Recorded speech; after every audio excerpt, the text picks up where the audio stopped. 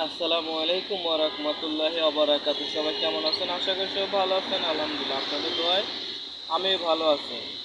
আসলে খুবই সুন্দর, আলহামদুলিল্লাহ, আল্লাহর কাছে লাখো শুকরিয়া যে আল্লাহ তাআলা বৃষ্টি দিয়েছেন। এই বৃষ্টিতে এখন খুবই সুন্দর লাগতেছে রোডঘাট। কিন্তু আমার গাড়িটা নোংরা হইলেও ভালো, যে বৃষ্টিটা খুবই দরকার ছিল।